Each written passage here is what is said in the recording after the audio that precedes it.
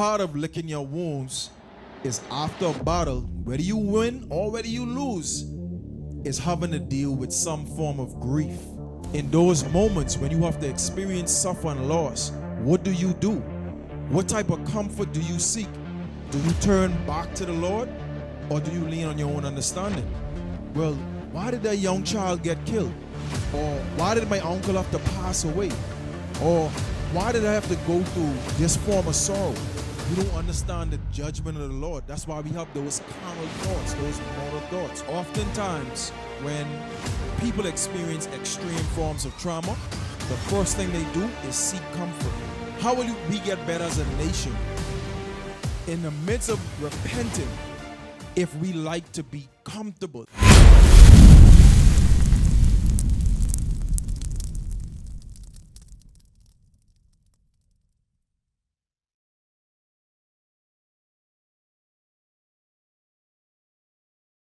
We say shalom, Most High in Christ bless. Ofc Gideon, IUIC, Nassau, Bahamas, all right? So we're going to get straight into it. We lost a few minutes, but hey, all praise to the Most High. Another Sabbath to be gathered here today to see you all. Another chance at repentance. We one step closer to the kingdom, family.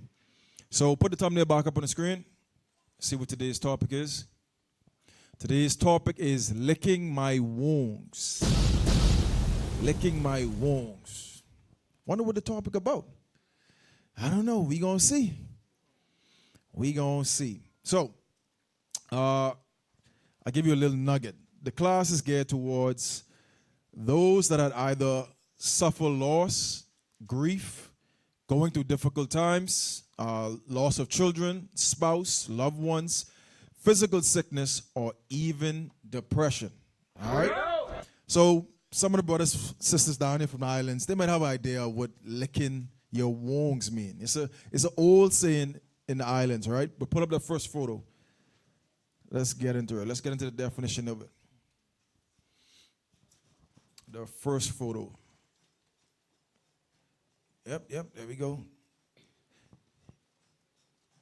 Hey, who's the reader for the day? Introduce yourself, bro. Soldier Nuriel. All right, all praises. Shout out to the reader. Stop biblical smoke right there. You ready, bro? Yes, sir. All right, read it for me. The phrase licking your wounds is an idiom that means recovering from a defeat, failure, or emotional pain, often in a quiet, reflective, or private way. So, when you look at the term licking your wounds, it's an animal term. It's something that animals do either after a battle, whether they win or lose. It's something that they do to either comfort themselves or bring some form of healing. Go down to the figurative meaning. Figurative meaning. Just like animals literally lick their wounds to heal, people lick their wounds emotionally or psychologically after a personal loss. Example, breakup, job loss. A failure, example, failed project, rejection. A defeat, example, losing a competition or argument. It implies you're taking time to heal, regroup, or recover before moving on. Okay, good job. That get whole Job 2:7 for me. So I was meditating on this topic. I think I'd say for the past 2 weeks, right? When you examine your walk in this truth, it can be quite stressful. So even today, when we went out to camp, we were speaking to a lot of brothers, and a lot of them said to give themselves some type of comfort, they do what? A lot of them smoke. A lot of them do drugs. Even down here in the islands, there's a steady increase in what? In suicides. We have a lot of young brothers and sisters on this island who are not a part of the truth, but they're experiencing the same form of oppression, stress, or mental anguish from the hardships of being in this life. So what do they do? Or what do most people do? They always have some form, or they develop a form of coping mechanism to deal with grief, to deal with loss, to deal with sorrow or sadness. Give me Job 2. Job 2:7. Let's see what do we do in stressful or traumatic situations. Go to Job 2.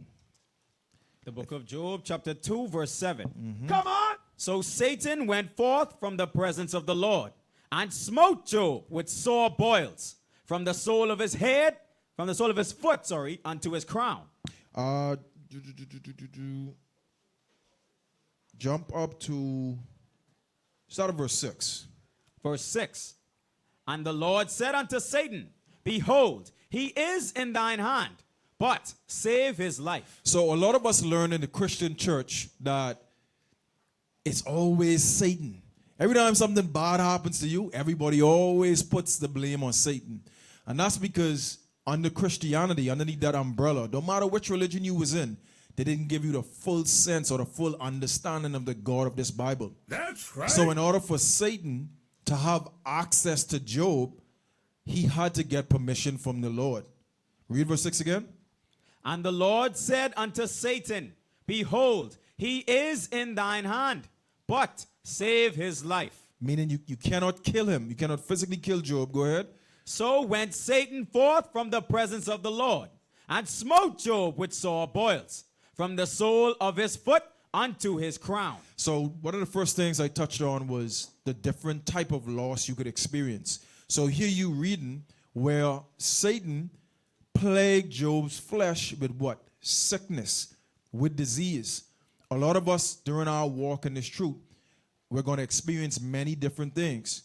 So can you imagine you're in a situation where you literally have boils from the sole of your feet, meaning from the bottom of your feet to the crown or to the top of your head?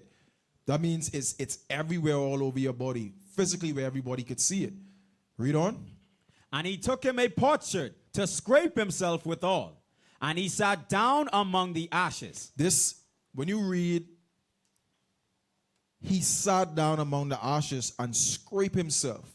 In order to take a potsherd, a piece of like a clay pot, and you literally scraping the boils, you really think in that state people want to be around you? You really think mentally you want people around you? That's a form of what? Depression. Keep reading. Then said his wife unto him, Dost thou still retain thine integrity? Curse God and die. A lot of people is look at this and, the first thing we normally do is blast the black woman, because that's not a godly response. But most people, when they're placed in difficult situations, their first thing to do is to retreat from the Most High. Their first thing to do is to give up. Job's wife, who should be the first line of defense, told him to curse God and just die, just give up. Read on.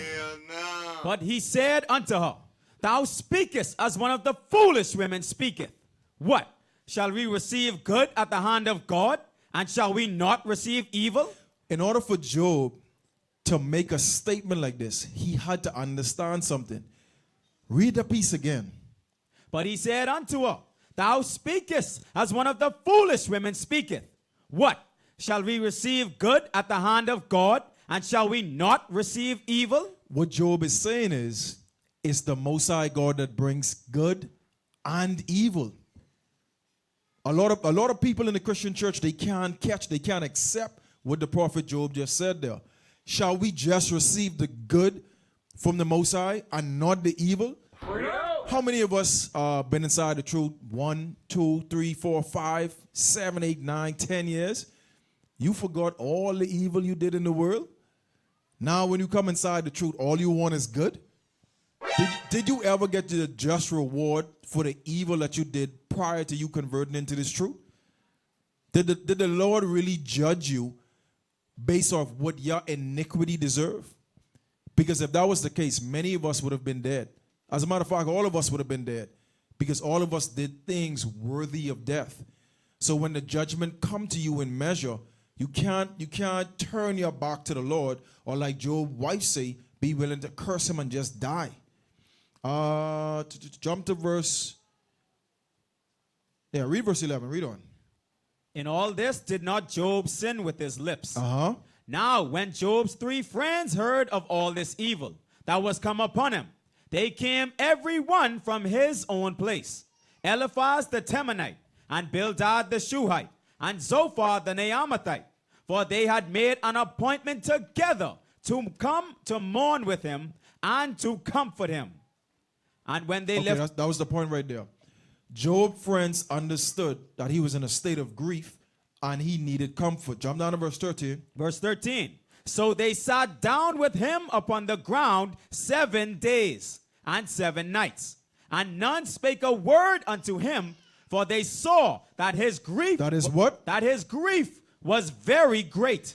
Part of licking your wounds is after a battle, whether you win or whether you lose, is having to deal with some form of grief.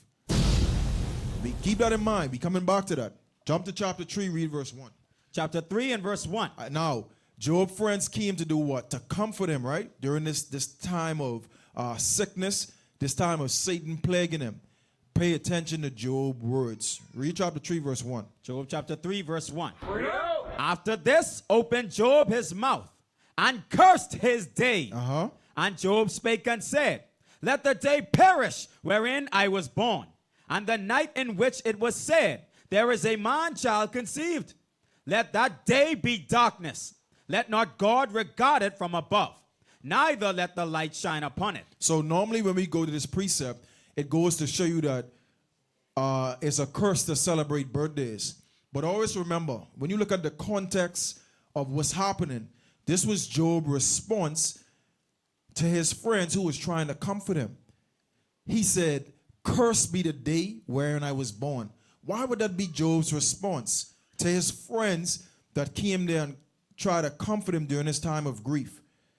I didn't send it to you, IT, but look up the stages of grief for me and cue that up. It should be right on Google. Jump down to verse 11. Verse 11. Why died I not from the womb? Why did I not give up the ghost when I came out of the belly? Why did the knees prevent me?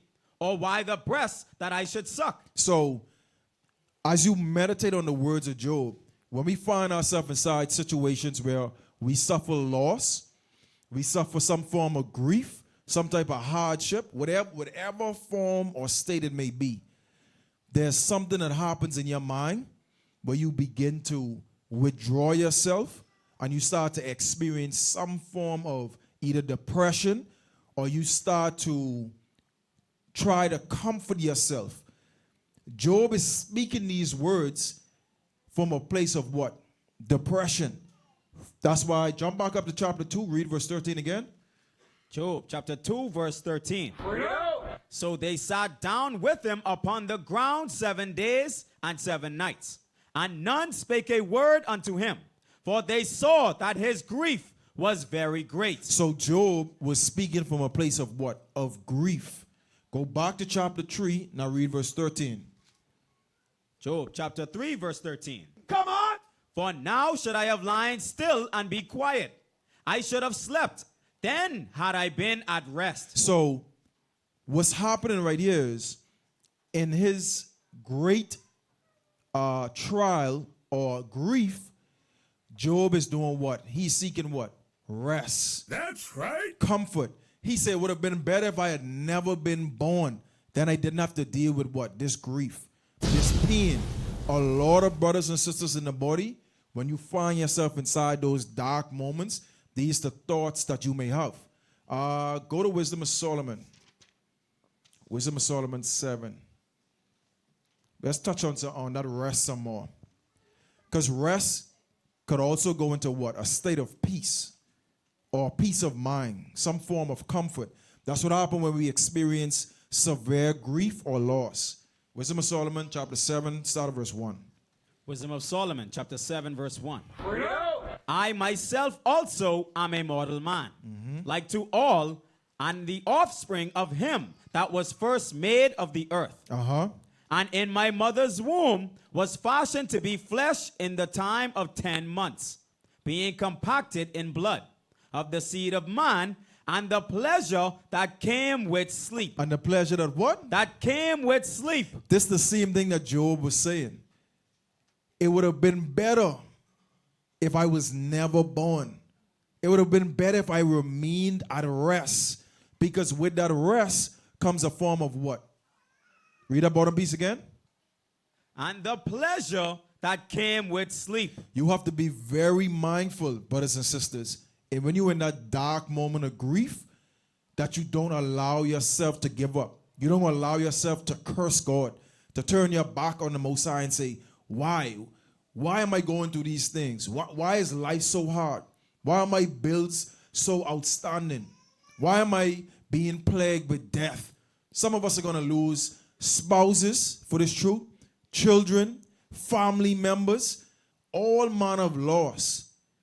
But the scriptures say, in death, or prior to coming into this world, there's a form of pleasure, a form of sleep. Because you don't have to deal with the hardships of this world. I'll make it even easier to understand. When you think about a baby, right? All babies that come, that are born into the earth, what's the first thing that they do? They cry. That's right. Why do they do that though? Because the pleasure that comes with sleep has just been taken away from them. That's the same pleasure that Job was looking for. He didn't want to deal with the grief. He didn't want to deal with the sorrow. You also got to be, this is why our people in the islands right now, they turn to suicide to do what? To seek that comfort within their mind. Read down to verse, read verse 3. Verse 3. And when I was born, I drew in the common air, and fell upon the earth, which is of like nature. And the first voice which I uttered was crying, as all others do. That's how you know that everybody entrance into this world, all of us cried. Solomon says, all others do. As a matter of fact, he said he fell to the earth. Think about it. That's your introduction to this world. We always just talk about how babies come into the world. So the first thing you do is you come out of your mother's womb. Well, back then, you know, our foremothers actually used to stoop when they gave birth. Esau come up with this whole laying on your back thing. But, so your mother got to struggle, right, to deliver you.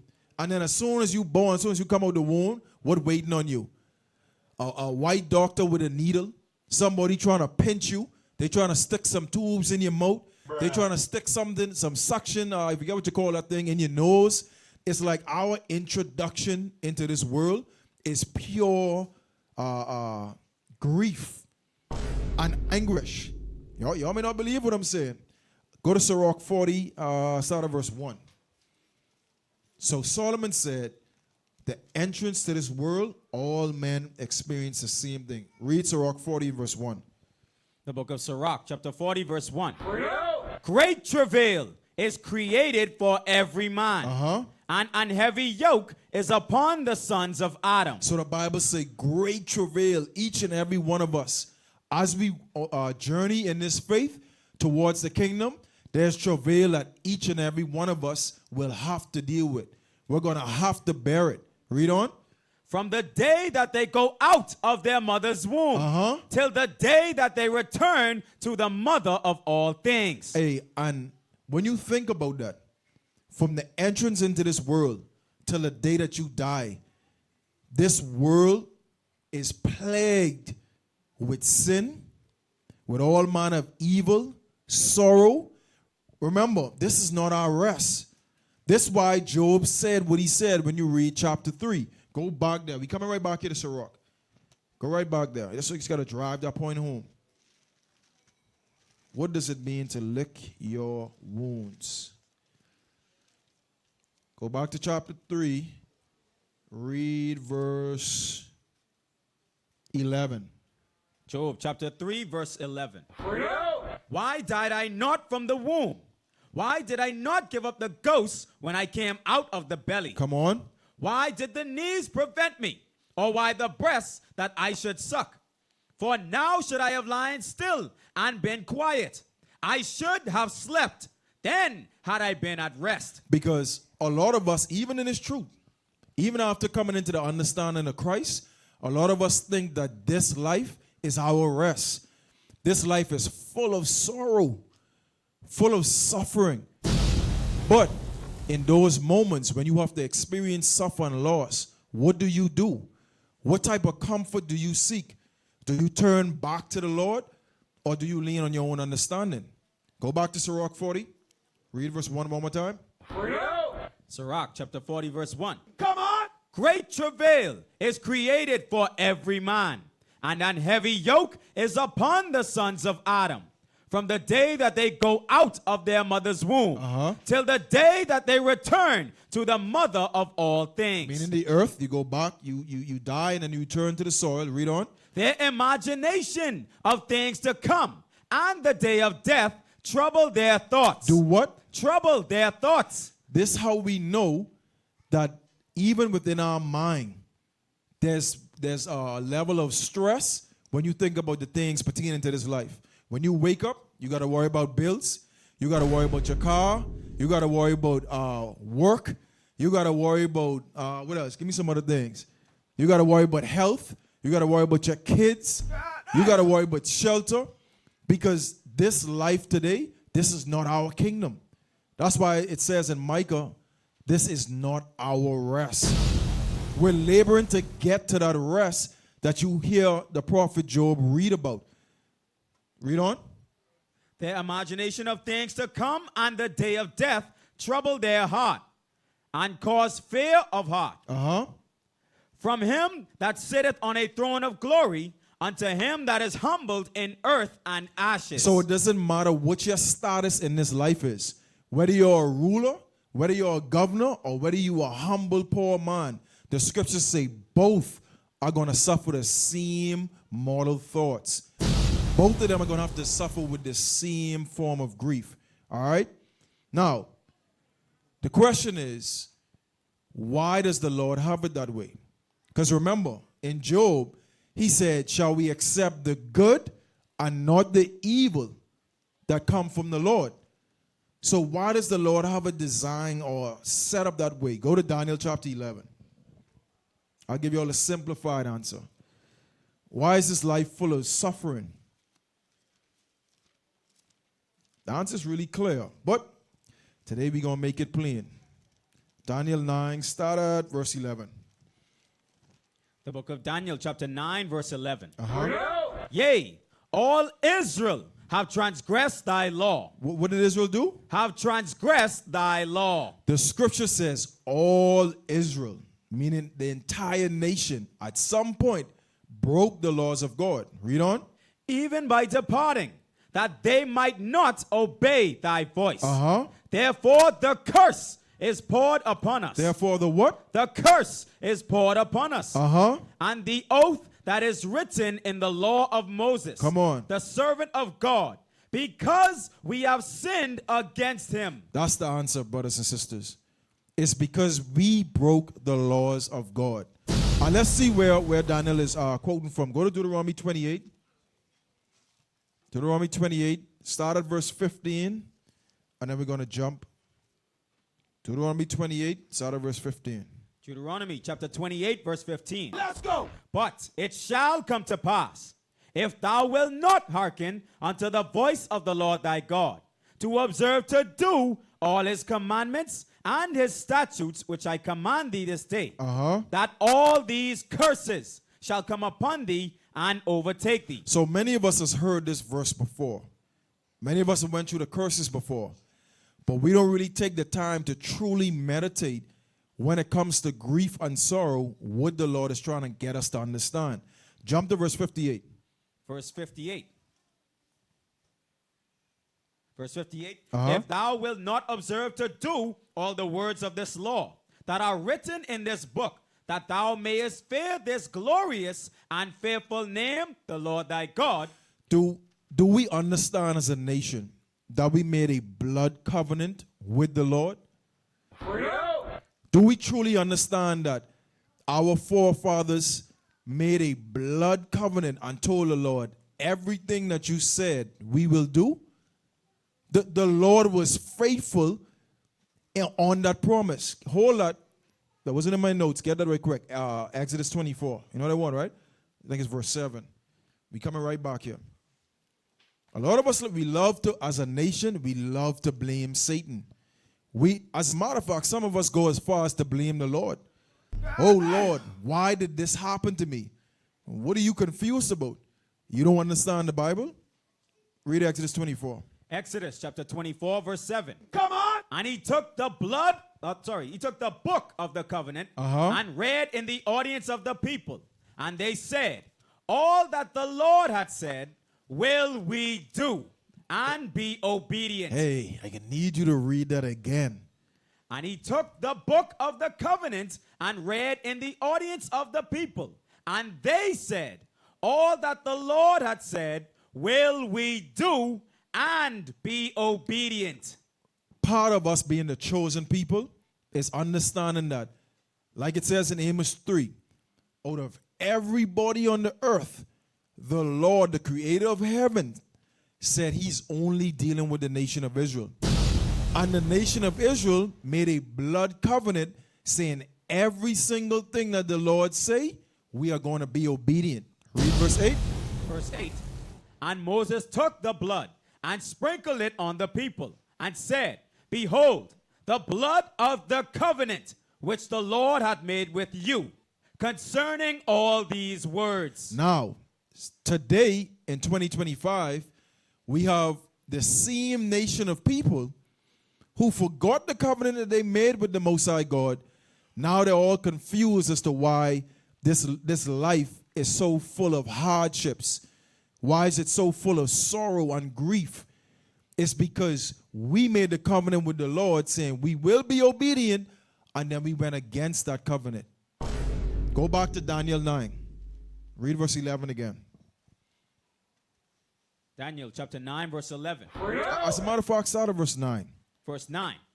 To the Lord our God belong mercy and forgiveness, though we have rebelled against him. Though we have what? Rebelled against him. So Daniel is saying to the Lord belong mercy and forgiveness, because even though we broke the covenant, and he's waking us up in a lot of times to the understanding of who we are and reminding us that we said we would be obedient, there's still something that we must do.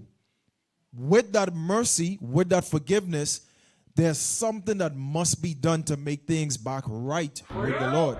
Read. Neither have we obeyed the voice of the Lord our God to walk in his laws which he hath set before us by his servants the prophets. Yea, all Israel have transgressed thy law, even by departing, that they might not obey thy voice. You know what's so heavy but that yea, all Israel? Because some of us actually think that the things that we go through in life, it's not warranted. Some of us actually believe that the Lord is not merciful. When we go out to teach, we literally hear people question God. Hey, well, why did that young child get killed? Or why did my uncle have to pass away? Or why did I have to go through this form of sorrow? Why is that person plagued with cancer or this form of sickness? So what are you trying to imply? That the Lord is unjust in everything that he's doing? Are you trying to say the Lord is not full of mercy? It's because, yeah, what they say? Oh, that one gone too soon. No. You don't understand the judgment of the Lord. That's why we have those carnal thoughts, those mortal thoughts. Read on. Therefore, the curse is poured upon us, and the oath that is written in the law of Moses, the servant of God, because we have sinned against him. Because we have sinned against him. I also had this question prior to coming into the truth, and nobody in the Christian church could answer it. They don't even give the platform for you to ask questions anyhow. But as a young man, I wanted to know, why are black people, why we always curse? It's like no matter what you do, you just couldn't rise above. It's like this invisible layer of suppression was on us as a nation of people. But I couldn't understand why. And furthermore, the part two to my question was, if there's a God and he exists, then why does he allow it? Jump down to read verse 13 and verse 14. Nope, I gotta let you get 12. Go ahead. Verse 12. And he hath confirmed his words, which he spake against us. So what is this talking about when it said he confirmed his words? When you read the first 5 books of Moses, all those laws, those commandments that was given to the nation of Israel With every statute, with every commandment came a what? A judgment. The Lord said, if you do this, I am going to do this. If you turn away from me and you go and serve other gods, I'm going to do this. If you commit adultery, this is what's going to happen. You lie, this is what's going to happen. Fornication, this is what's going to happen. And all the people said, we will be obedient. That's what we said. Read the part again. And he hath confirmed his words. The Lord confirmed his words, because as soon as we broke that covenant, immediately death was appointed to the nation of Israel. Now it's time for judgment. Read on. Which he spake against us, and against our judges that judged us, by bringing upon us a great evil. He did what? By bringing upon us a great evil. Because when the Lord brings judgment, it's always going to seem like evil. But, hold up, this pop up in my head. Guess Zechariah. I wonder one where it say, I think it's Zechariah where the Lord loved judgment. Is that what I'm looking for? You know what I mean? You know what I'm looking for, soldier? It's one where it say the Lord loved judgment. Somebody get that for me. The Lord loved judgment. All right, keep reading until we get that. Go back to Daniel. Yes, sir. Daniel chapter 9, verse. What verse you left off at? That was verse 12. Okay, go ahead. By bringing upon us a great evil. For under the whole heaven hath not been done as hath been done upon Jerusalem. So when you look at all the nations, you got it? Tell me when you'll get it, fine. When you look at all the nations on the face of the earth, right? Who experienced more sorrow, more grief than the nation of Israel? Can the Chinese compare to the transatlantic slave trade? Can Esau compare to the sub-Saharan slave trade? No, they can't. There's no other nation on the face of this earth that went through more grief, through more sorrow, who suffered more loss than us as a nation of people. Read on. Verse 13. As it is written in the law of Moses, all this evil is come upon us, yet made we not our prayer before the Lord our God. Even in the midst of all the evil, all the suffering, all the sorrow that we go through as a nation of people, some of us still don't make our prayer unto the Lord. And when it say make our prayer, what Daniel is talking about is repentance. Meaning, because we already know that the Lord don't hear sinners' prayers. So if you are praying to him, that means you're seeking what? Supplication. You're trying to get things back right. You know you're in the midst of watching porn. You're in the midst of lying, stealing. You know you're in the midst of idolatry. You know you worshiping seizure bow on the low. But you just refuse to make that supplication. Read on. That we might turn from our iniquities. That's the proof right there. That we might turn from our iniquities, which means repentance. Come on. And understand thy truth. Here's the point, verse 14. Verse 14. Uh-huh. Therefore hath the Lord watched upon the evil. The Lord did what? Watched upon the evil. A lot of us think when we go through things, the Lord is not there. A lot of us think that when we suffer loss, when we go through difficult times, that the Lord is not there. Read verse 14 again. Therefore hath the Lord watched upon the evil, and brought it upon us. For the Lord our God is righteous in all his works. No, in some of his works. In all his works, which he doeth. For we obeyed not his voice. Now, sometimes, I'm going to repeat that.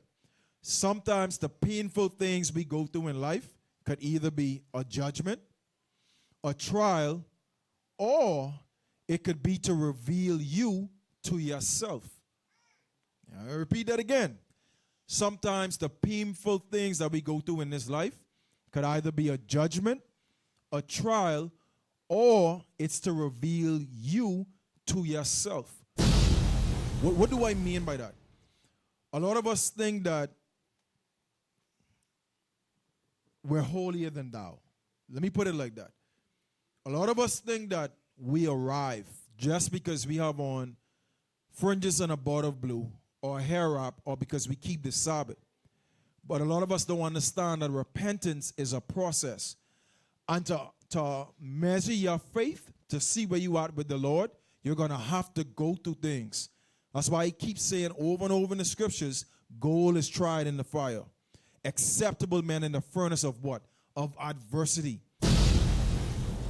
How will the Lord know where your measure of faith is when things are good?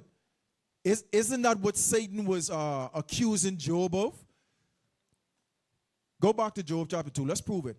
Satan said to the Lord, Job only worship you because you put a hedge around him, because you protect him, because you provide for him financially. It's the only reason why Job have such faith in you. And I'm going to be straight up. A lot of people in this truth moves like that for real. And you know when it's exposed? When they go through those hard times. When they suffer loss. When they have to battle. When they have to fight. Then you see what they're made of. Read that for me in Job 2. The book of Job, chapter 2 and verse 2. Come on! And the Lord said unto Satan, From whence comest thou? And Satan answered the Lord and said, From going to and fro in the earth, and from walking up and down in it. And the Lord said unto Satan, Hast thou considered my servant Job, that there is none like him in the earth, a perfect and an upright man, one that feareth God and escheweth evil, and still he holdeth fast his integrity. Job chapter 1 verse 9. Then Satan answered the Lord and said, Doth Job fear God for naught? Hast not thou made an hedge about him? So this was Satan accusing Job to the Lord. Does Job fear you for nothing? What does a hedge around something does? It's a barrier. It's a form of protection. He say, Lord, didn't you put a form of protection around him? Go ahead. Hast not thou made an hedge about him and about his house? So about what? His wife, his children? Go ahead. And about all that he hath on every side? So he said, Lord, you protecting Job. Read. Thou hast blessed the work of his hands, and his substance is increased in the land. Some of us, we only know how to be faithful to the Lord when the money is increasing or when it's coming in. Some of us, we only know how to be faithful to the Lord when what? When things are going good inside our household. When things are going good with our children. That's the only time we know how to be faithful with the Lord. But what about those dark moments? What about those moments of grief and sorrow? What club was that at? Admit that a lot of people don't even realize they. I've called her. She hasn't responded. I've called her more than a few times. But the Zulu Nation, I'm like, what the hell is this? I know nobody know what I'm talking about. You'll leave me on the island by myself. I don't know what the hell Bishop's talking about. That's what y'all do. Then after class, yeah, I knew what you were talking about. I just don't want to be caught out there. The hell is this? Get on my damn nerves. So read that again, 31. When you lose a loved one, when you lose a child, when you have to go through divorce, when you get fired from that job, when you have to get persecuted for the word's sake. What then? Read on. But put forth thine hand now, and touch all that he hath, and he will curse thee to thy face. This is what Satan was accusing Job of. If you remove that hedge of protection, if you touch the people near and dear to him, let him experience some death. All that money he got, cut that down, and let's see if he's still going to be faithful to you. And in those moments, that's when you will identify to yourself what you're made out of. You got something? Yeah. Hey, shalom, shalom, family. Most High in Christ bless. Hey, you know what's so heavy about what you're saying? Because a lot of times our resources or the things that we own, our possessions, we hold them near and dear to us. We hold them so close that when we see things start to happen in our lives, we think like all hope is lost. Like, how can this be? Why me? Why is this happening? The question should be, why not you? That should be the question, because if you are in this truth, the Lord says, Get that in Zechariah 13, verse 9. Just then Zechariah. I'm going to show you all something. Because what you're bringing out in Daniel, a lot of people read the Bible, but they don't read the Bible. I don't know if they caught on to what I say. Some people read the Bible, but they don't live the Bible. Read that. Yeah, we're going to pray for IT. Read The that. book of Zechariah, chapter 13, verse 9. Come on! And I will bring the third part through the fire. Read it again. And I will bring the third part through the fire. So the fire here is going into persecution, right? But it's also talking about the Lord is going to have to refine us. The Lord is going to have to purge us, right? The third part, not everyone, showing you there's only a certain percentage of us that is going to get through the persecution. Come on. And will refine them as silver is refined. And will try them. And will what? And will try them as gold is tried. A lot of people won't go to heaven, but no one won't die. We won't go to heaven, but you don't want to die. The Lord says, in order to get to that place, you're going to have to die. Before death, you're going to have to be tried. It's that simple. Watch this. Daniel 2. No, Daniel 3. I'm going to show you all something. We was in the book of Daniel just now. I'm going to hand it right back. Daniel 3. Start at verse 22. Daniel chapter 3, verse 22. Come on! Therefore, because the king's commandment was urgent. So this is our forefather Daniel, right? Azariah, so on and so forth, the company. Their names was changed to Shadrach, Meshach, and Abednego, right? Abednego, right? Read on. Therefore, because the king's commandment was urgent. Come on. And the furnace exceeding hot. And the what? The furnace exceeding hot. Come on. The flame of the fire. The what? The flame of the fire. The Lord says, I'm going to refine you and bring you through the fire, right? Come on. Slew those men that took up Shadrach, Meshach, and Abednego. Wait a minute. So there were men that took Shadrach, Meshach, and Abednego to put into the furnace, but the men that the men that took them got burned the hell up. So what happened to those three brothers? Watch this. And these three men, Shadrach, Meshach, and Abednego, Come on. fell down, bound into the midst of the burning fiery furnace. So they were in the midst of the furnace. Read. Then Nebuchadnezzar, the king, was astonished. So Nebuchadnezzar was astonished, right? He was shook. Read. And rose up in haste, and spake and said unto his counselors. What did he say? Did we not cast three men bound into the midst of the fire? So he asked the question, didn't we put these three brothers into this furnace? Read. They answered and said unto the king, True, O king. It is true, we did. Read. He answered and said, Lo, I see 4 men loose. Hold on, wait a minute. Didn't you just say that the Lord is always there in your trial? These brothers was put into the midst of a furnace of the fire.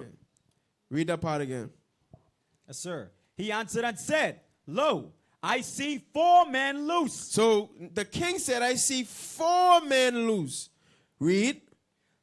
Walking in the midst of the fire. What were they doing? Walking in the midst of the fire. Some of us don't even want to crawl in the midst of our fire, in the midst of our trial. The scripture says we must glory in our tribulation. These brothers was walking in the midst of their trial, in the midst of their fire. Why? Because they understood who got their back. Christ. Watch this, read. And they have no hurt. And they have no what? No hurt. No hurt. Not even the fire could have burned them. Read.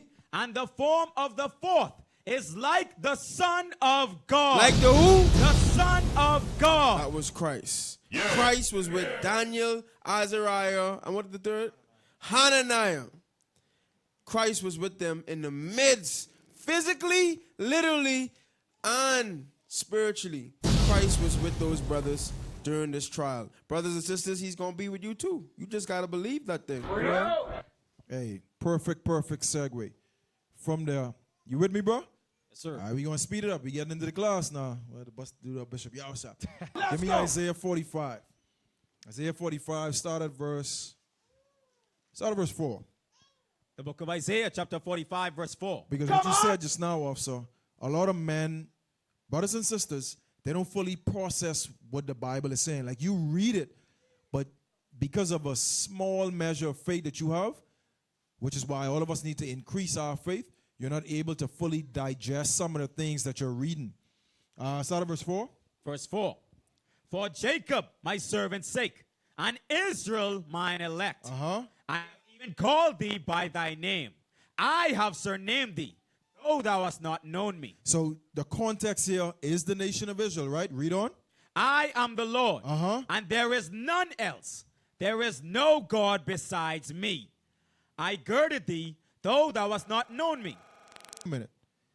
We read all the time, I am the Lord.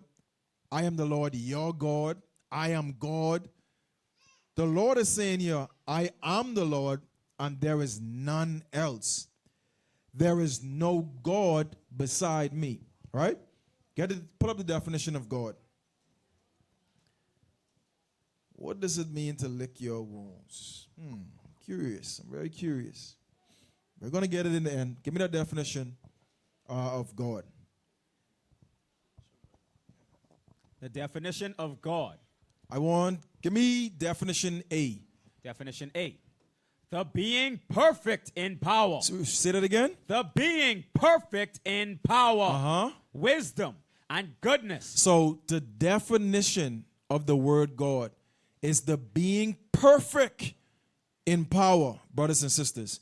So with that, go back to verse 5.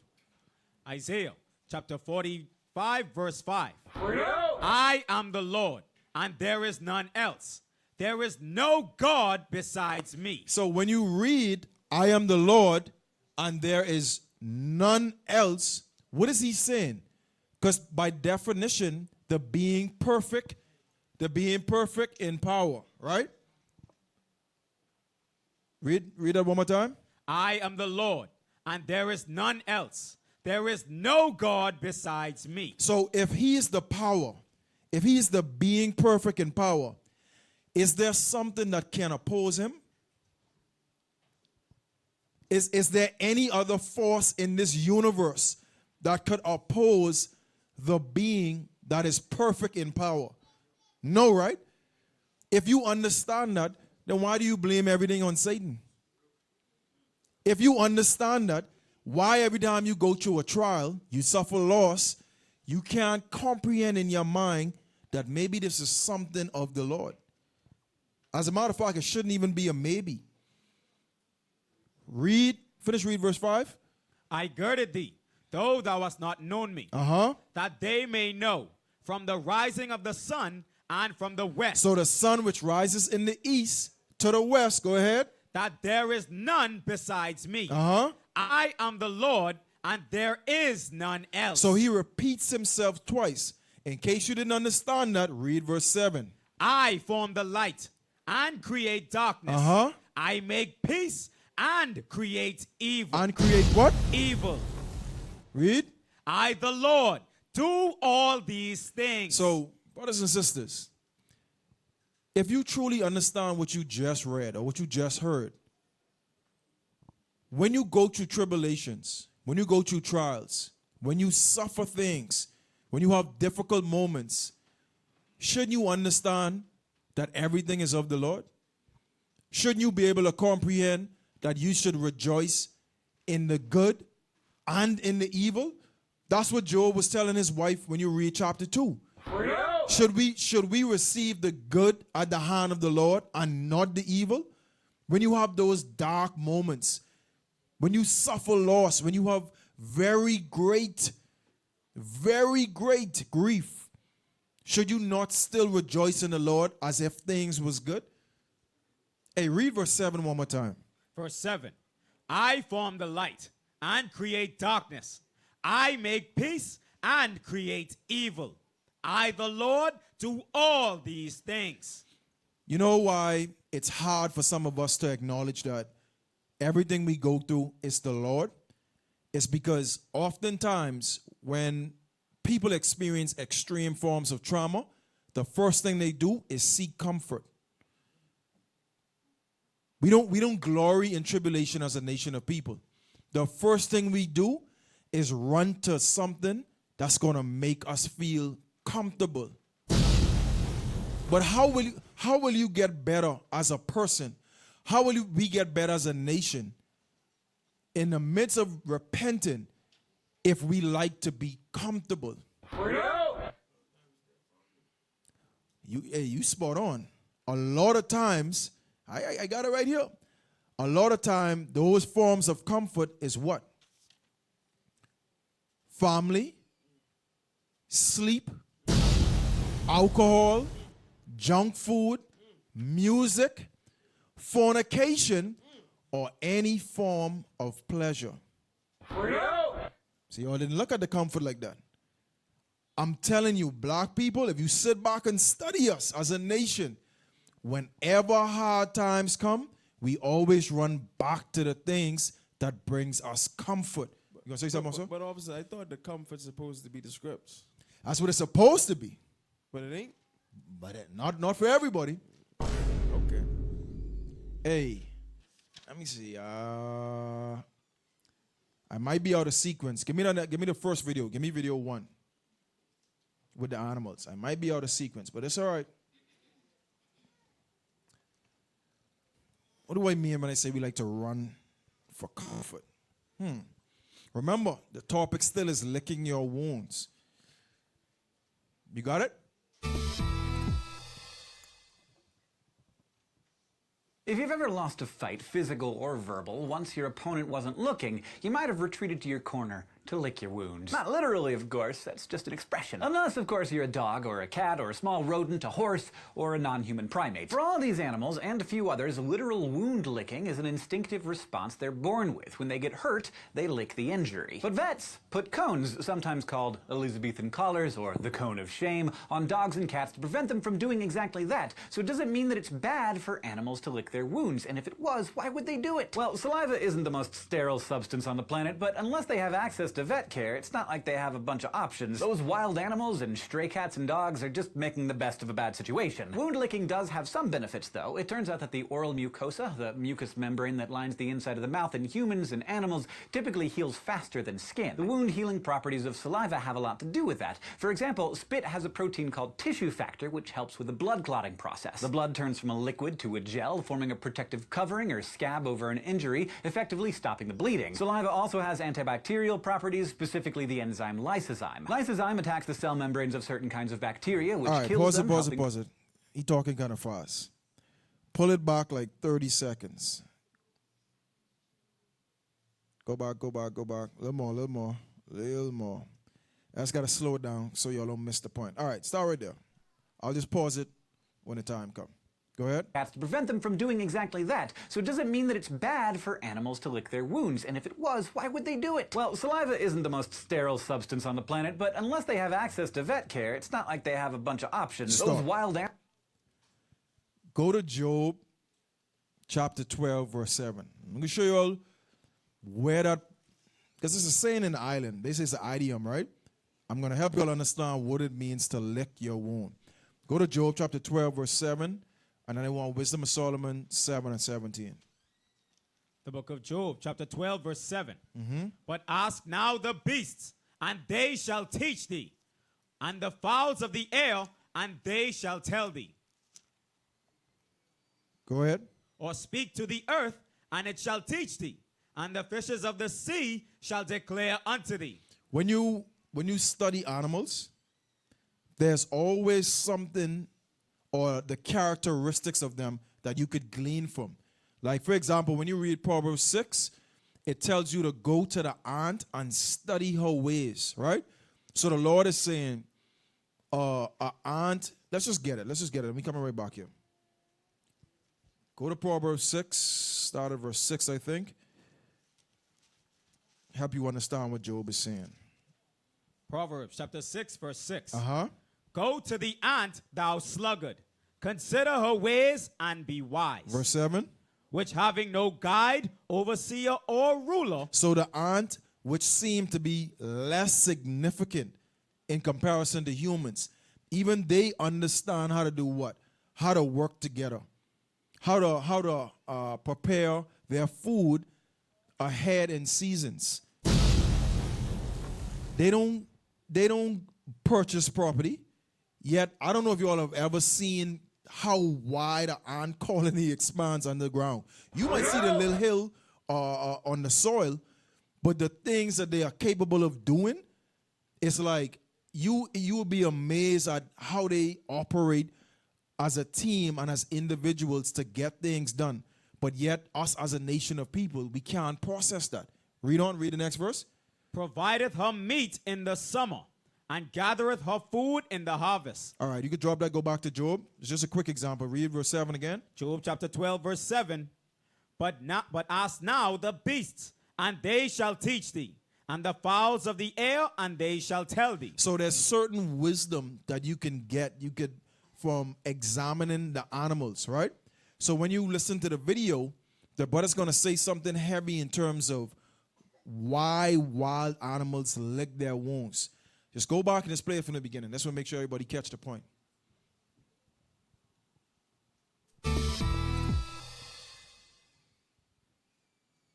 If you've ever lost a fight, physical or verbal, once your opponent wasn't looking, you might have retreated to your corner to lick your wounds. Not literally, of course. That's just an expression. Stop. Unless, of course, you're... So the first thing he said was, after a fight, doesn't matter whether you win it or you lose it, wild animals, they do what? They retreat to their corner to lick their wounds. Now, you may hear that expression, but when you really meditate and dive into that expression, you'll understand that there's a hidden meaning inside that. Go ahead, play. Dog or a cat or a small rodent, a horse, or a non-human primate. For all of these animals and a few others, literal wound licking is an instinctive response they're born with. When they get hurt, they lick the injury. All right, Vets... pause. Then he says it's an instinctual thing, meaning they do it naturally. It's something that's inside them where they automatically say, you know what? I need to lick this wound. Nobody had to teach them that type of behavior. So after a fight or a loss, a wild animal would retreat and then lick the wound, but for what reason though? Play on. Put cones, sometimes called Elizabethan collars or the cone of shame, on dogs and cats to prevent them from doing exactly that. So it doesn't mean that it's bad for animals to lick their wounds, and if it was, why would they do it? Well, saliva isn't the most sterile substance on the planet, but unless they have access to vet care, it's not like they have a bunch of options. All right, wild animals... Stop. I don't know who will catch the point. Just pull it back just like 3 or 4 seconds. Unless they have access to vet care, it's not like they have a bunch of... That's it right there. Unless they have access to vet care. What a wild animal, I'll use a lion, or give me another like vicious animal. Tiger. A tiger, a bear, a lion. If they go into a fight, they get injured. Can they go to a medical, a vet clinic near you and get treated for their wound? No. Is one of you going to take a first aid kit and render first aid to a bear? No. So why did God give them that instinct? It's because nobody is coming to render first aid. Even the animals understand that after they suffer loss, they must apply the first aid to themselves. After the 2 lions fight and they claw and bite and tear one another to pieces, and they leaking, the injury is open, they understand if I don't treat this thing naturally, I'm going to suffer some form of infection or I'm going to die. A lot of brothers and sisters, what happens is in that moment, they don't give themselves the first aid to allow themselves to heal. You know what they say in the island, you just can lay down and play dead. You retreat into a corner and then you render yourself helpless. But even the animals understand, hey, if I don't lick my wounds, meaning if I don't find my comfort in the scriptures, there's nobody coming to render you first aid. This is the condition of the battle that a lot of people have a hard time processing and understanding. If the Lord is the one who create evil, if the Lord is telling you that we broke the covenant, if the Lord is telling you that we must go through trials, why when the moment come, you're confused? You don't read the Bible? You don't understand what the scripture is saying? Unless you have the testicular fortitude or your faith is to a certain degree, when you have those sore trials, those great moments, you will fall. You will be the animal that will retreat in the corner and just play dead. What do you feel sorry for yourself for? You didn't understand what you signed up for? The moment you decide to call yourself an Israelite is the moment you decide you're going against the world and everything that it stands for. So what are you confused about? Before you bring up that point, get Matthew 12 and 30.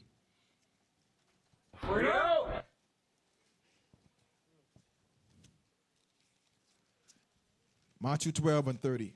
The book Read of it very Matthew, quick. chapter 12, verse 30. Come on. He that is not with me is against me. Read that again. He that is not with me is against me. Come on. And he that gathereth not with me scattereth abroad. Christ is letting you know straight up and plain right here, there's only two sides in this world. Either you with me or you against me. That's it. There's no in between. There's no gray area. There's no middle ground. Soon as you decide to put on those fringes and profess to be a Jew, profess to believe in this commandments, that salvation is only for the 12 tribes of the nation of Israel, you made a choice.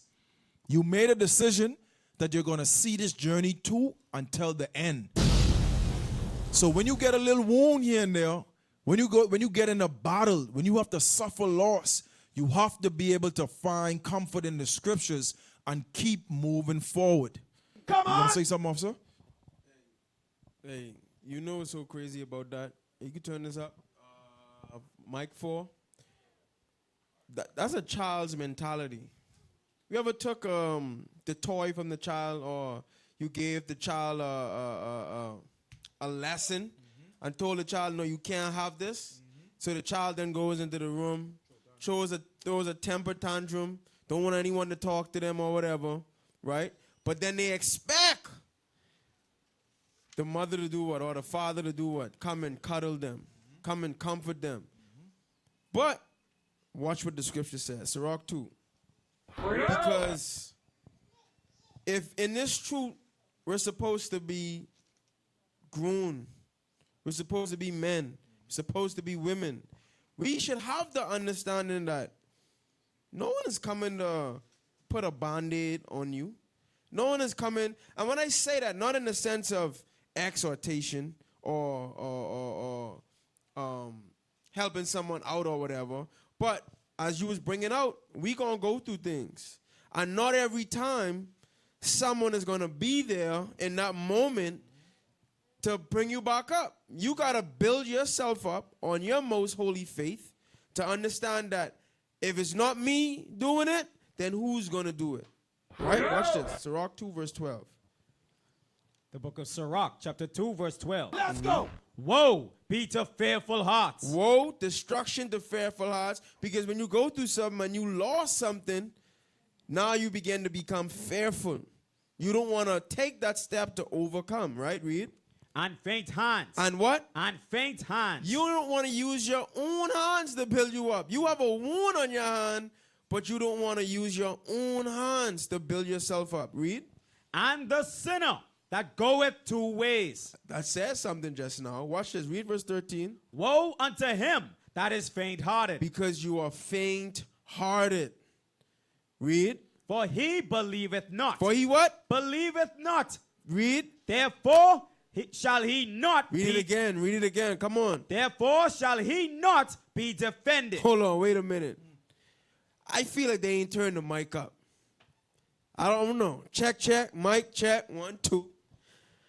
Read verse 13 again. Because what you just said is verse 13. Read that. Woe unto him that is faint-hearted. Woe be to him that is faint-hearted. For he believeth not. Because you don't believe. So when brothers and sisters go into that corner and they looking for someone to, cuddle them and help them in that woe is me spirit. The Lord is saying, you either don't believe. Read. Therefore shall he not be defended. You looking for someone to defend you. You looking for someone to make the decisions for you, to help you get every time through your own situations. We got to understand we have to stand on our 2 feet. We have to stand up for the Lord, rise up for the Lord, and do the work of the Lord through trials and tribulation. Because if you take it to say, well, I'm going to go over here until you realize something is wrong with me, we ain't got time for those types of spirits. The Lord don't have time for those types of spirits because you are separating yourself because you have a wound, because you lost something. No, you got to stand up and fight. You have to start the healing process. The next brother or sister cannot start your healing process. You have to start your healing process. That's it. Go ahead. Hey, and don't think that we're trying to be insensitive or lack compassion. That's not what we're saying. And I'm glad you clarified that with the Ciroc too. It's just about understanding what we are part of. Because if you can't stomach these trials now, when they actually start putting us to death, when we actually have to go on the run, when we actually have to face persecution, you won't be able to stand the time. So we're not saying that we lack compassion or don't have compassion on one another. That's not what I'm saying. But you have to understand that you must fight. You got to apply that first aid and get back in the fight. Where was that? So the walk in this truth is designed for us to suffer loss. Christ preached that over and over. The prophets told us the same thing. Go to,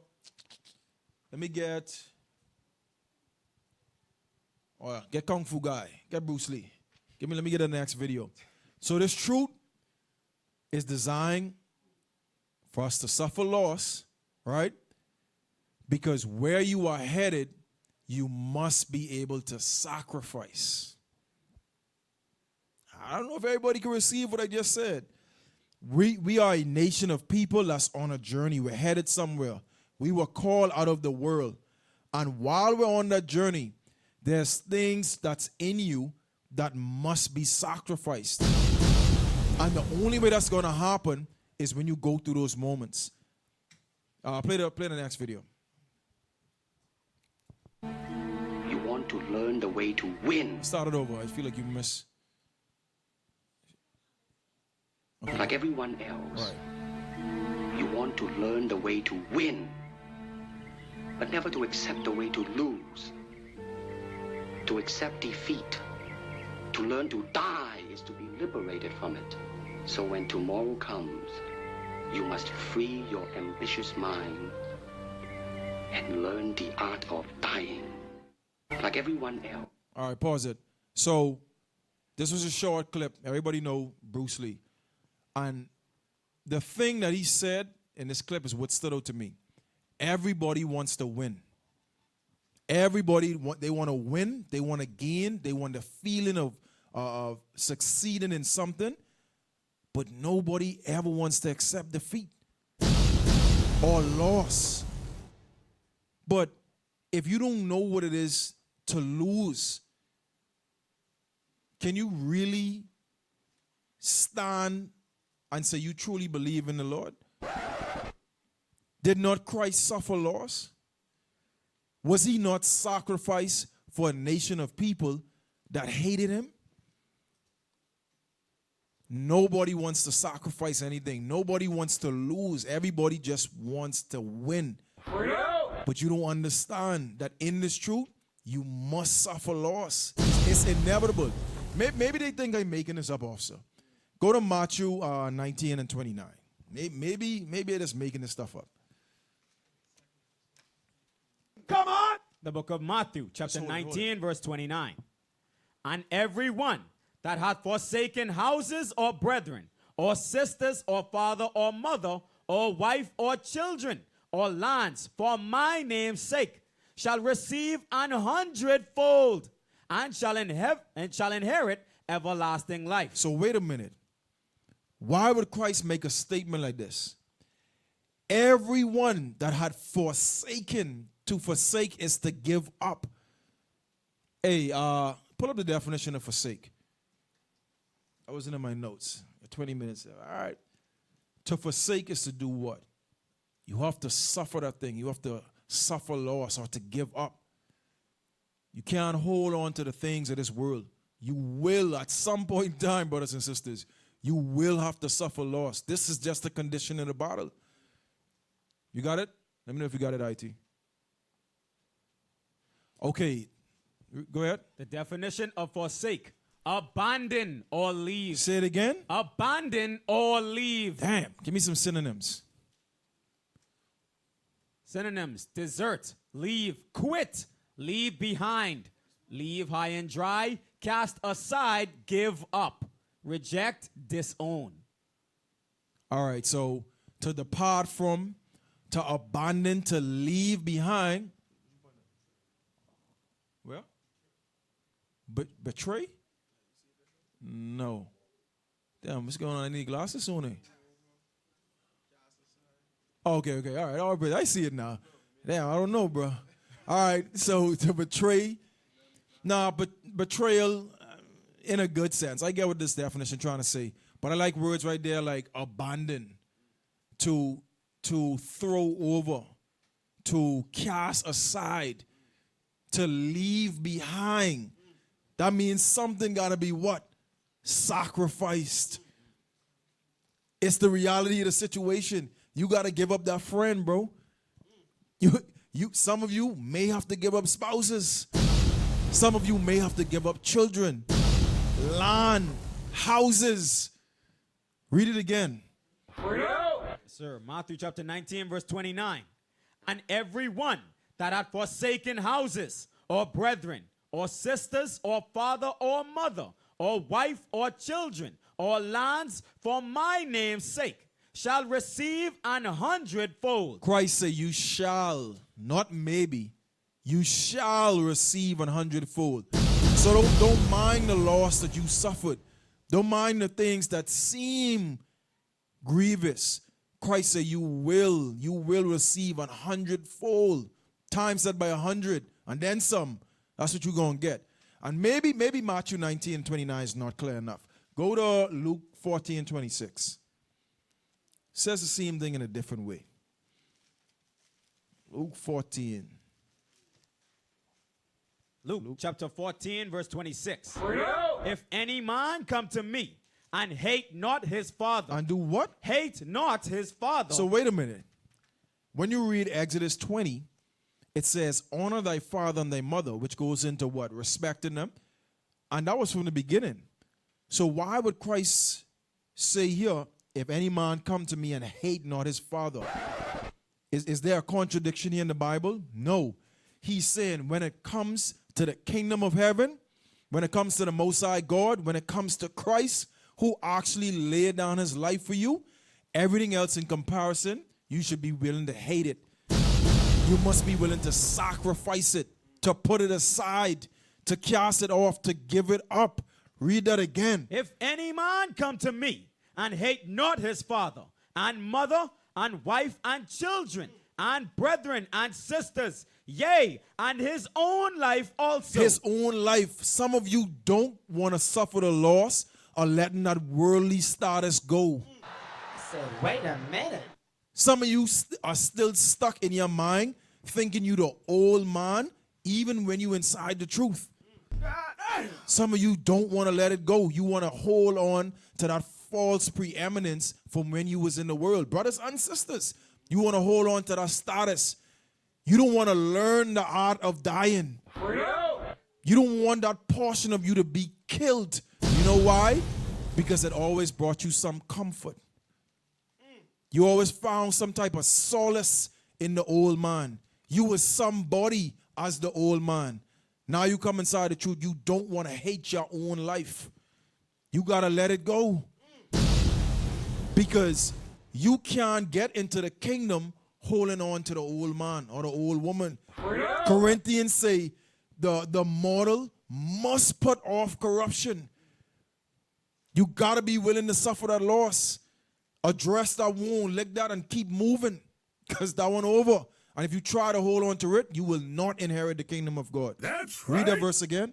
If any man come to me and hate not his father and mother and wife and children and brethren and sisters, yea, and his own life also, he cannot be my disciple. Christ said, I cannot accept you.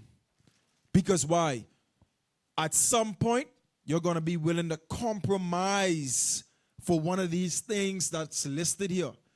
Father, mother, wife, children, brethren, your own life. At some point, you're going to turn your back on Christ. Unless you're willing to sacrifice these things, Christ said, you cannot belong to me. Yeah, remember with Moses? He said, you're going to make it this far. You're going to see the promised land. Meaning you're going to see the chariots come. But you can't hop on that ride, bro. You have to get hit with one of the nukes. Read the next verse. And whosoever doth not bear his cross and come after me cannot be my disciple. And that cross is talking about your death, being faithful unto death. If you ain't willing to bear the grief, if you're not willing to bear the burdens or the hardship, I should say, that comes with walking this walk, Christ said, you cannot be my disciple. From there, go to 1 Chronicles 29. Yeah, I was meditating on this, officer. This thing hit me like a bag of bricks. 1 Chronicles 29. Start at verse 1, then we could jump down to verse 14. 1 Chronicles chapter 29, verse 1. Hey, this is how I know us as a nation, we don't fully process what the Bible's saying. Y'all understand the entire world is on a broad path straight to the lake of fire. Like every time I think about that, I get chills. I be like, yo, to know that you're gonna burn for all eternity and there's nothing nobody could do, like you know, negotiating with the Lord, like that's it. I be like, damn. We told a sister out today at camp, we showed her Deuteronomy 22 and 5. Wearing pants is an abomination. She said, this is what I want to do. I say, sis, but you didn't create you. She stopped, she paused. She said, well, yeah, that's what I want to do anyway. And I'm like, damn. Yo. She doubled down on it after we read. I said, but you believe in the Bible, though? Yeah, I believe in the Bible. Hey, yo. Hey, some things just too heavy for me, officer. Hey, what's crazy about that? I expect that from a sister in the world. There are people in the body that does the same thing. Hey.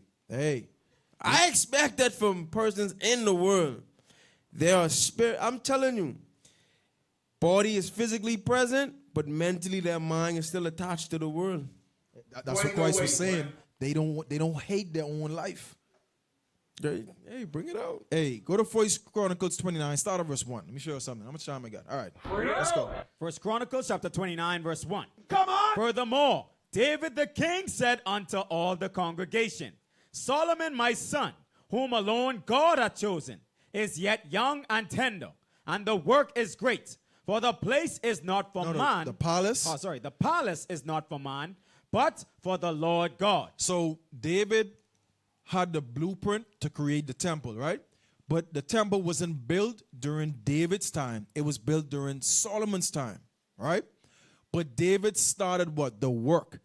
He started to gather the resources from the nation of Israel so that Solomon could do what? Complete the building of the temple. Jump to verse 9. Verse 9.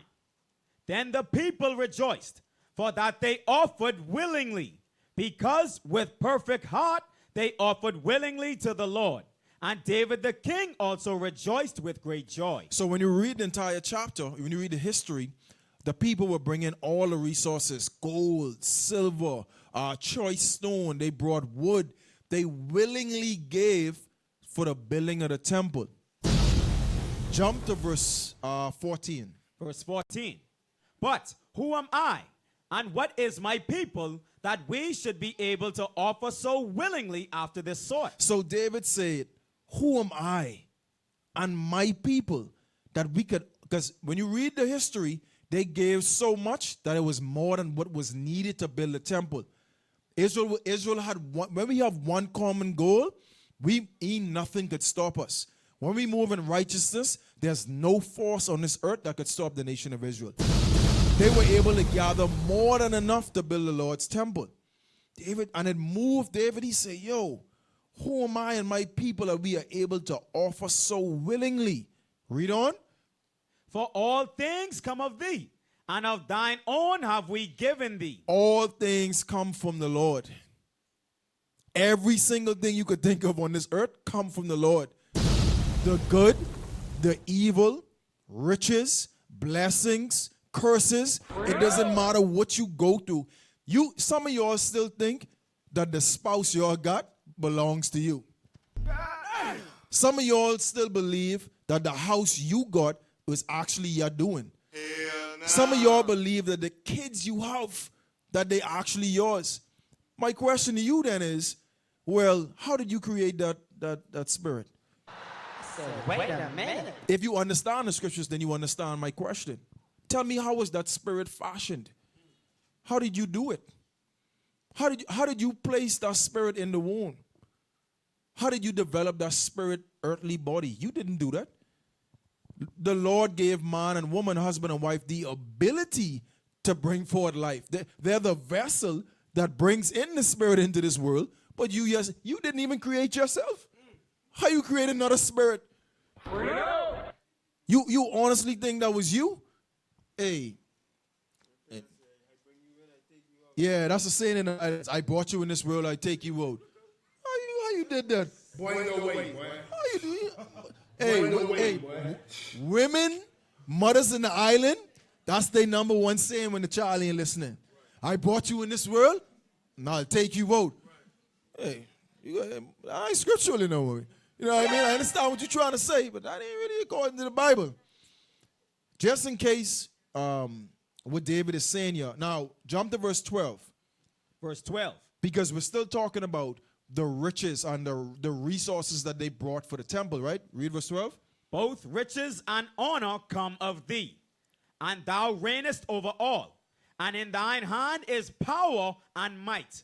And in thine hand it is to make great, and to give strength unto all. So David said riches and honor, right? Power and might, all of them is in the power of the Lord's hand.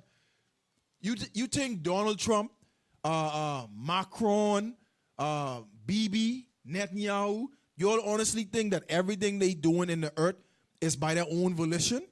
That's what y'all really believe? Even they understand that the authority that they have was given by the Lord. You read about that in Daniel. Get it in Daniel right quick. And I bring this out because some brothers, some sisters, they believe that the position or the authority that they have in this earth, that is actually like some grand thing that they did. Everything is of the Lord. That's what David just said. All power and might, authority is in the hand of the Lord. Give me that in Daniel. I think it's 4. Daniel 4.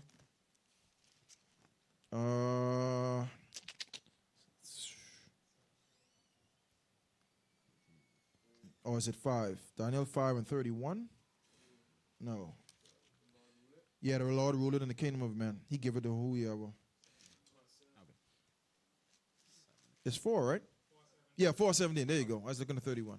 Appreciate you, sir. Go ahead. Daniel 4:17. Daniel chapter 4, verse 17. Come on! This matter is by the decree of the watchers, and the demand by the word of the holy ones, to the intent that the living may know that the Most High ruleth in the kingdom of men, and giveth it to whomsoever he will, and setteth up over it the basest of men. So the Bible say the Most High God rules in the kingdom of men. So even when you see these wicked rulers trying to bring evil on our people, guess who's in the midst of that? Guess who hand is like a puppet on a string? Guess who orchestrating all that? The Lord.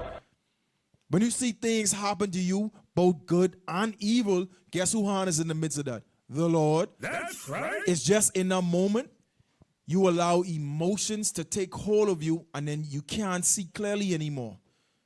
You begin to attribute it to other things. Everything is of the Lord. That's why when you read, get that in Romans 5, let's say glory and tribulation.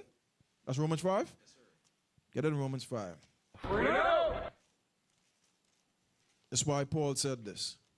Romans chapter 5, verse 3. Come on! And not only so, but we glory in tribulations also, knowing that tribulation worketh patience. So it's a glory in tribulation, glory when you go into things. It may not seem, hey, I know, I get it, I understand. When you're in the midst of hardship, it's hard to look at it and say, hey, I'm going to rejoice in this. Who's going to sit there and say, when the doctor say, hey, you got stage 2 cancer, bro, and you just, yay. Hell no. It's not, it doesn't work like that. At first, it seems grievous. But where should you go? What should you lean on? What form of comfort? Because that's the whole point of the class. In those dark moments, you allow your mind to take control. And then you start to speak like Job's wife. You start to forget that it's the Lord who is in the midst of all that. Read it again.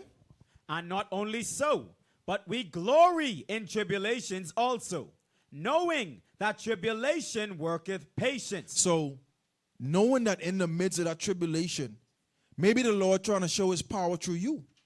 Maybe the Lord trying to strengthen other people by allowing you to go through this trial. Maybe his intent is to heal you.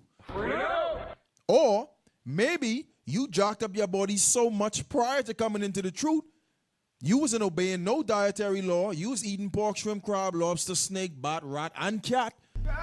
Now you come inside the truth. The doctor say, hey, bro, I don't know, bro. You're healthy and looking good. Oh, Lord. Boy, Lord, why this had to happen to me? Bro, you had 40 years of eating unlawful things.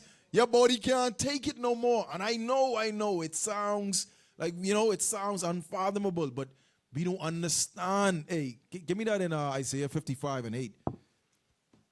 Then we coming right back here. Isaiah 55 and 8. But your thoughts, the way we think, is not how the Lord think.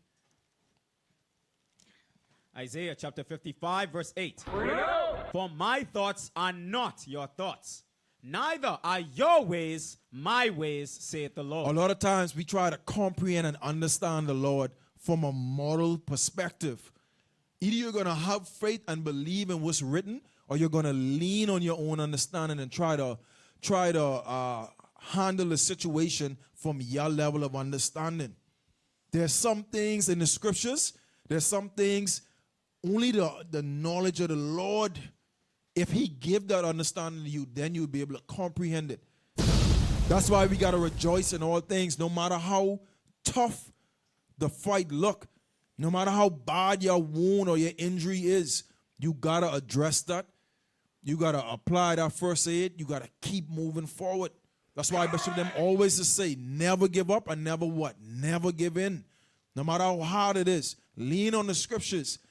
Find the comfort in the things that are written. Go back to where I tell you he's at. Romans chapter 5, verse 3. And not only so, but we glory in tribulations also, knowing that tribulation worketh patience, and patience experience, and experience hope. And hope maketh not ashamed, because the love of God is shed abroad in our hearts by the Holy Ghost, which is given unto us. So tribulation worketh patience, patience give you experience, and experience gives you hope. So when you take those words and you examine what's being said in Romans 5, the Lord essentially is saying, I am strengthening you. You have to go through these different trials or these difficult times so that the hope, you could have experience on how to overcome things. You could take your faith to the next level. So when the actual day of persecution come, you're going to stand tall and say, you know what? Every time I've been through something else before, I trusted in the Lord, and he always saw me through to the end. from there, I guess we got to wrap it up. Give me Romans 8. Romans 8:28. Romans 8:28. Romans chapter 8, verse 28. And we know that all things work together for good to them that love God. Hey, y'all got to put a different respect on Paul, you know.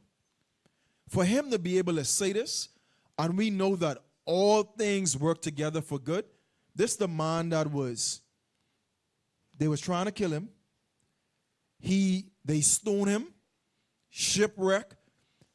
All the things he was whipped. They took flesh of Paul back. And then for him to be able to say this, it's like, can you compare what you going through or been through to the things that Paul experienced? To be stoned and then go back to the same place that you were stoned the next day? Hey, I can be real. Some brothers and sisters, the first rock get thrown at them, but they ain't coming back. They looking to catch a plane ride. They moving out the country. Bruh. Them people trying to kill me. Read that again.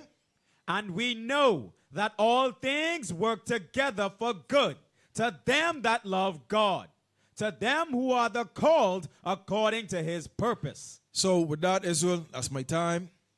All praises to the Most High. No matter what you're going through, what you're experiencing, or what you will experience, you have to be able to do what?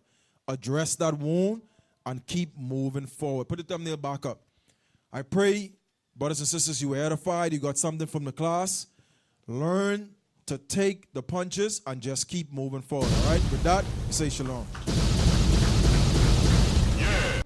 Across the earth, the prophets move. From city streets to distant lands, the message is the same. Israel must rise. Through every quest, every journey, the truth spreads. No border can contain it. No distance can silence it. Our nation lives in every moment.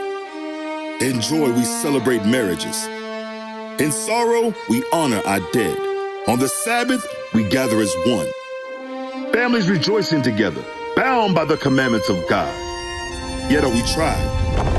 From the stones in Kenya to the hatred in Montana, we endure as a soldier of the Lord. And still, the mission expands. On the airwaves, on the screens, in every nation under heaven, Israel's voice is heard. We build our communities. We raise our children in royalty. We restore what was broken. We clean what was defiled.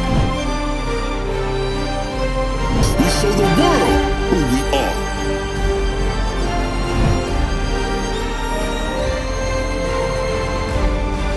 This is Israel united in Christ. Nation in motion. Nation endures.